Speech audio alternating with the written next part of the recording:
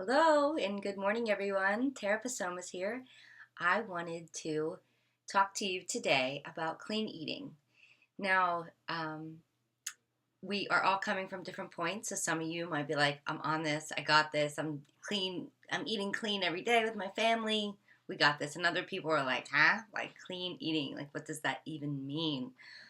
So today I'm just going to kind of break it down. There are kind of set rules or clean eating commandments, if you will. Um, and they're kind of handed down to us by a woman named Tosca Reno. She is like the godmother of clean eating, and she'll tell you herself in her book, um, the Clean Eat Diet, the Eat Clean Diet, one of those two. That she didn't make this up. This is not revolutionary. This is not like a fad diet. This is not your Atkins or your South Beach diet or grapefruit diet, anything like that. This is just a lifestyle. It's a way of looking at food, and it's a way of um, having a healthy relationship with food. There's so people have unhealthy relationships with food, and it's no wonder because there's so much information out there. It's hard to keep up with. There's new diets coming out um, every week, it seems, and this person in Hollywood is losing weight by doing this, and you see it on the cover of Us, so it must work. Um, and so it's easy to get confused. So I wanted to kind of go over this Eat Clean diet to show you that it's not a diet, it's a lifestyle, and that anybody can incorporate it into any type of into their lives, no matter what kind of like diet you might be on. It's just a good baseline guideline to keep you healthy. Okay, so the first rule is my favorite rule, and it is eat more. Eat 5 to 6 small meals a day. Keeps your metabolism going. If you ever notice babies, they want to eat like every 2, 3 hours. They might be onto something. So every 2.5, 3 hours, you're going to want to have a small meal. Now you're not going to want to eat till you get stuffed every 2 to 3 hours. That's not going to get you to where you want to be. But you are going to want to just have small meals combined, the combination of complex carbs, which are going to be your fruits and your veggies and your whole healthy grains, and your protein. And protein comes in lots of different shapes and sizes. It's meat, it could be dairy, it could be beans and nuts and vegetarian alternatives such as tempeh and tofu. So there are lots of different options there as well. So a good meal would be a combination of the two, complex carb and a lean protein. You're going to want to drink a ton of water in this lifestyle, in this eat clean diet. Um, they say at least 8 glasses of water a day. If you take your weight and divide it by 2, that's a good rule of thumb of how many ounces you should be drinking a day. So if you weigh 150 pounds, 75 ounces of water is what you should really be having in a day, because water helps every function that your body performs. So get your water in. Another kind of rule is to carry your food with you. Um, and you don't want to be like carrying around cooler on wheels. But if you're someone who works outside of the home and you find yourself at lunch every day, or you're packing lunch every day, or kind of leaving it up to chance of what you're going to have for lunch every day, it could be not the best decisions, when you go to restaurants and stuff. So if you are somebody who's out of the house every day, definitely going to want to pack a lunch. And if you're working an 8-hour day, it's more like a lunch and 2 snacks. So you are going to have to bring a small cooler, to fit everything that you're going to need to fuel your body during that time. So when the cookie tray gets rolled out, you're not tempted. You are going to want to adhere to proper portion sizes. And there's like a hand guide. And I could post that in the group, but it basically says, like your protein shouldn't be any bigger than the palm of your hand. Your healthy grains shouldn't be more than, a fist, or what you can hold in 2 hands is like a vegetable serving.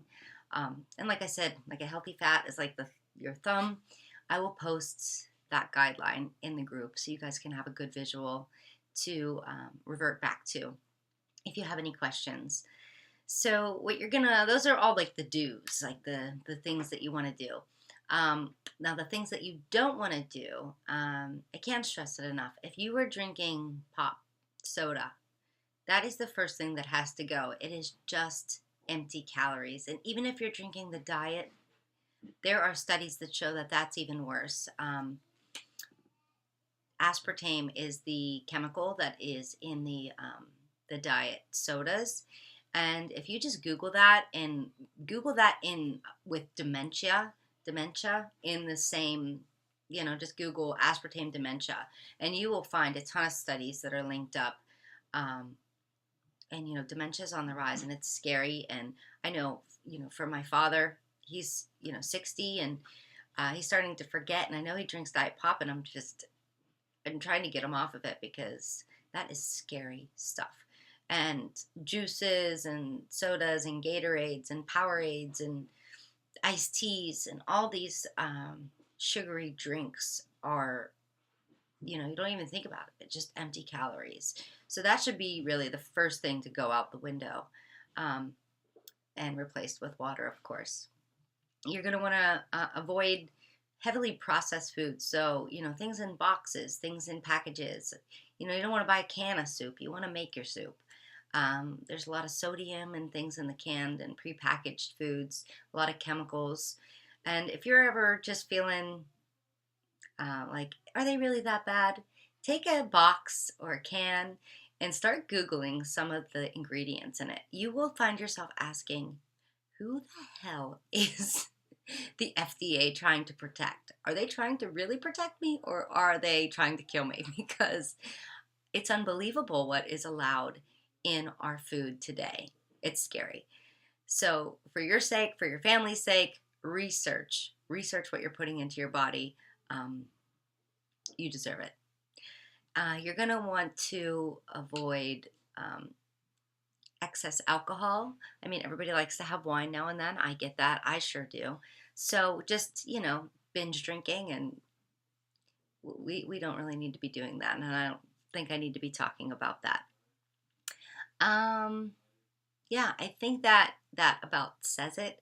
And these are like the concrete things, the rules.